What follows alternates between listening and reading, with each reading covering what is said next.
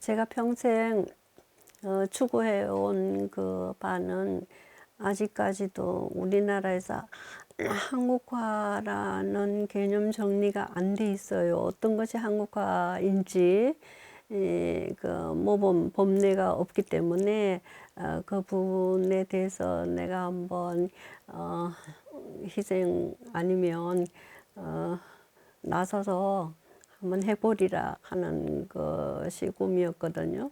그래서 가장 한국적인 것이 무엇인가를 찾고 또 그것을 소재로 해서 그 표현은 현대에 사는 작가니까 현대적으로 표현해야 한다. 그러한 그 생각을 갖고 꾸준히 평생 노력을 했어요. 그래서 세계 한 40개국을 돌아다니면서 우리나라 미술과 서양 미술을 비교를 하면 빨리 우리의 장점이 드러나니까 여행을 많이 해서 가장 한국적인 것을 저 딴은 많이 추출해냈다고 생각을 하고 그 소재를 가지고 사실 묘사도 하고 반추상도 하고 추상도 하고 이렇게 해서 시대성을 이렇게 강조하면서 그렸어요. 그래서 가장 한국적인 그 한국화라는 게 무엇인가 그런 데 대한 그 답이 되었을까 그것을 반추하면서 그림을 쭉 이렇게 옛것하고 지금하고 하고 맞추어 보고 있는 중입니다. 그 재료라는 것은 그 나라의 풍토, 기후, 민속 이런 걸 다 합쳐서 자연스럽게 추출되는 건데 서양에는 그 목축업을 주로 하니까 기름을 사용해서 유화를 그리는데 우리 아열대 우리나라 이쪽은 물을 사용해서 그림을 그리게 됐어요. 그 차이는 서양은 이렇게 구축적으로 올라가고 유화에 마디에 터치 이런 게 나오지만 우리 동양화는 물로 그리기 때문에 마티엘 터치가 안 나와요. 그 대신 저쪽은 어떤 정물적으로 빨리 다가오는 그런 것이 있지만 우리는 물로 그리기 때문에 스며들어요. 그것을 선념법이라고 그러는데 칠하면 스며들고 칠하면 스며들고 이래서 어차피 몇 번 중체 해서 그리지 않으면 안 되는데 장점이 그 서양화가 보다 우리가 훨씬 더 스며들고 부드럽고 그윽하고 유현미가 나는 이런 그 장점이 있어요. 그러면은 석체보다도 석재는 중국에서 많이 나요. 돌가루니까. 우리나라는 석재가 거의 몇 종류밖에 안 납니다. 그래서 우리가 쓸 수 있는 것은 가루로 된 분체에다가 악효물 섞어서 이제 하면 한 번 칠하면 스며들어서 색깔이 안 나오고 두세 번, 10번 좀 칠해야지 색이 나와요. 그게 그윽하고 깊은 맛이기 때문에 재료에서 오는 서양화, 동양화의 차이가 그런 데서 나오기 때문에 저는 우리나라의 여러 가지 맞는 기후에 맞는 또는 체질에 맞는 또 한국인이 좋아하는 숙성된 그런 맛이 나오기 때문에 재료를 끝까지 고집하고 있어요. 그 기법상의 첫 번째 기초가 물바램이라는 기법이 있어요.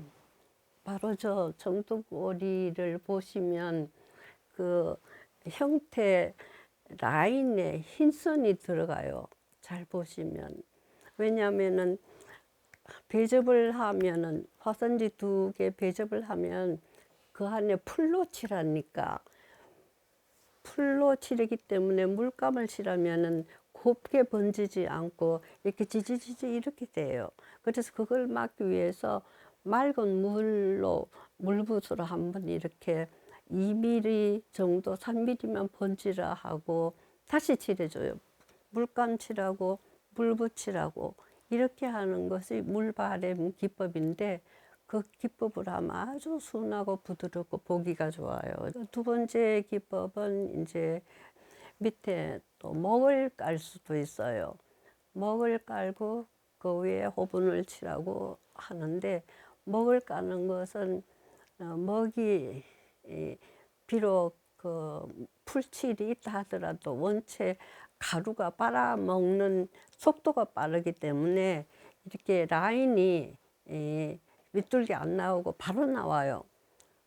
그리고 부드러워요. 또 하나 뭐는 황토를 깔아요. 밑에 또 황토가 흙이기 때문에 빨리 또 흡수를 해요. 그래서 라인이 곱게 나오고, 뭐 재료 기법은 뭐 개인에 따라서 자기가 발견한 여러 가지로 많이 쓸 수가 있죠.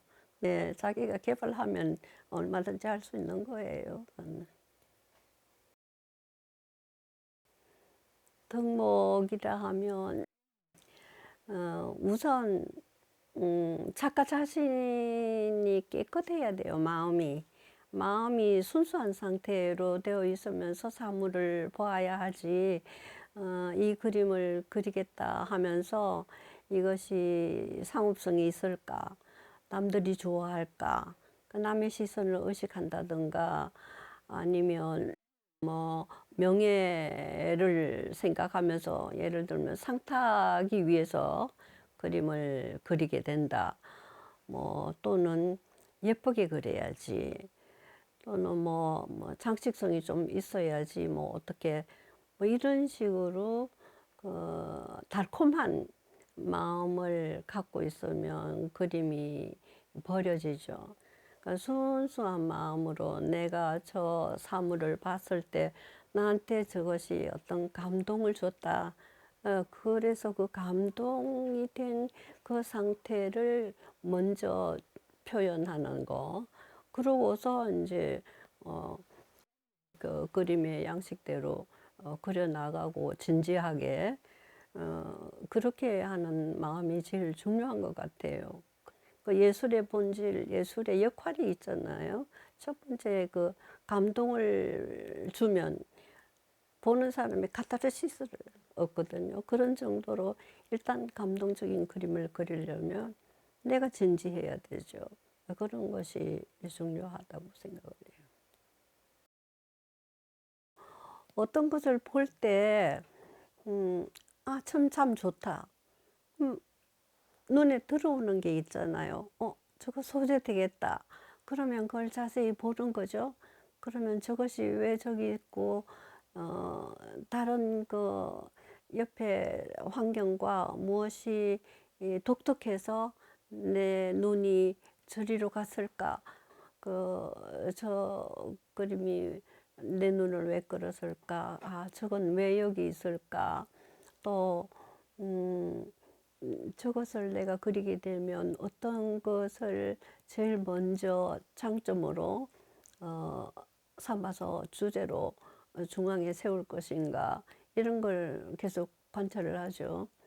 그래서 그 본성, 저 나무의 본성, 저 나무가 나한테 어떤 역할을 했는가, 아니면 인간에게 얼마나 그 유익한 것인가, 또 미적으로 여러 가지 조형성이 되어 있는지, 이런 것을 이제 관찰하면서 그리게 되죠.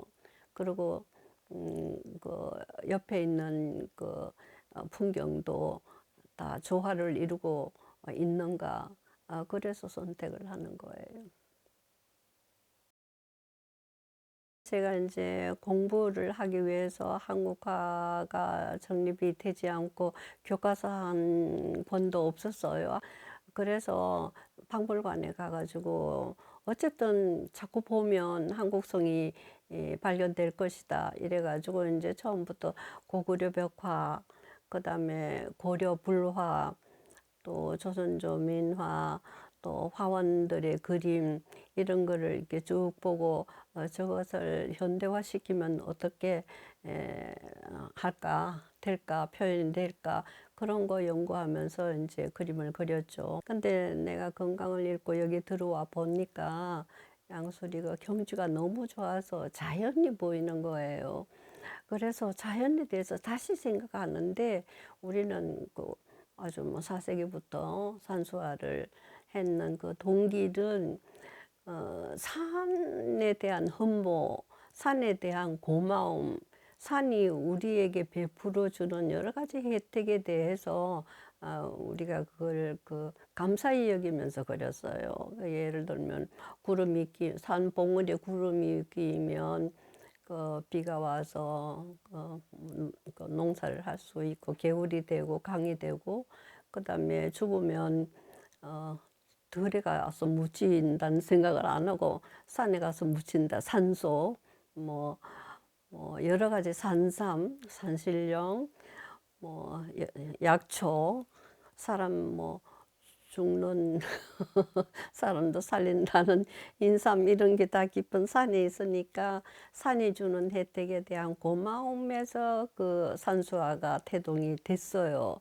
그리고 산수화를 그려서 벽에 거는 것은 내가 산을 그리워해서 늘 갈 수 없으니까 그려와서 내가 벽에 붙어서 산 속에 사는 기분으로 이렇게 벽에 걸어놓고 족자 그림, 그런 식으로 우리는 서양 풍경하고 다른 생각으로 산수화를 했는데, 제가 여기 와서 지금 보니까 우리나라가 금수강산이란 말이 맞더라고요.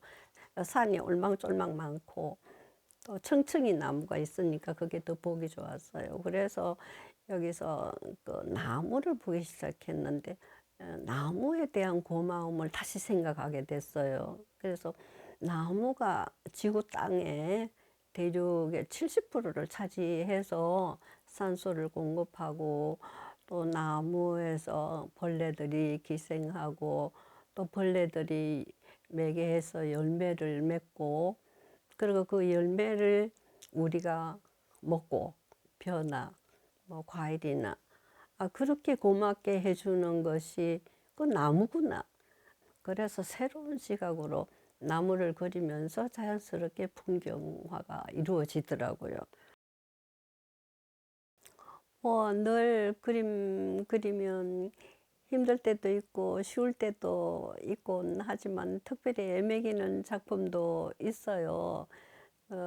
그럴 때는 스트레스를 받죠.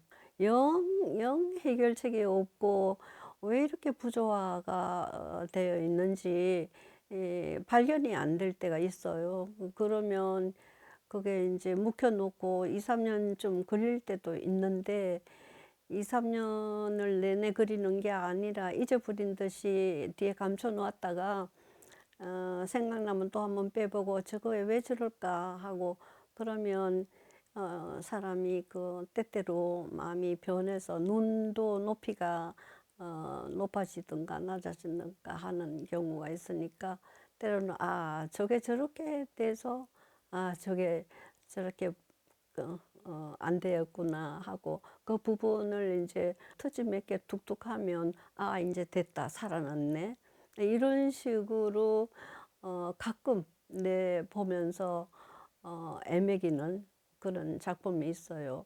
그래서 어떤 거는 그 달밤이란 제 작품이 하나 있는데, 그거는 그런 식으로 3년이나 걸렸어요. 그렇게 해서 몇 번이나 고쳐서 최종적으로 그 물결을 만든 그림인데, 다들 참 좋다고 그러더라고요. 그럴 땐 굉장히 보람을 느끼죠. 내가 한번 팍 쓰러졌는데 눈에 무슨 불빛 같은 것이 확 이렇게 튀어오르면서 확 이렇게 사진처럼 찍히더라고요. 그래, 그 그림은 초혼이라는 그림이 있어요. 사람 죽을 때 죽고 나서 이제 혼이 날아가는 줄 알고 이렇게 네이 같은 것을 입던 옷을 이렇게 지붕에 올라가서 이렇게 흔들면서 돌아오라고, 49제 때까지는 나가면 안 된다고 불러들이는 초혼이라는 그 풍습은 우리나라밖에 없더라고요. 그거는 굉장히 보시면 어려운 그림인데도 검색을 했어요. 더 보람 있는 거는 이제 고생시키면서 오랫동안 묵혔다가 드디어 해결이 다 됐구나. 아휴 하면서 예 좋아할 때도 있죠. 예 그럴 때는 참 '참기를 잘했구나. 보람이 있다.' 뭐 얼른 뚝딱 그리려고 빨리 해결 안 하고 차분하게 시간을 들여서 그린 그림, 예 그것이 예 참 좋을 때도 있어요. 그거는 내 삶의 삶 그 자체죠.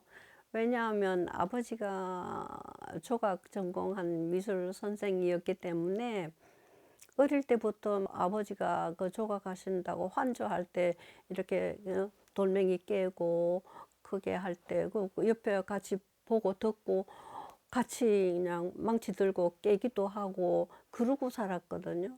그리고 집에서는 우리가 6.25 전에 부산으로 이사를 갔기 때문에 아버지가 갖고 있던 그 미술 세계 미술 전집 이라든가 뭐 미술관 소장품전 이 책이 집에 한방 가득 있었어요.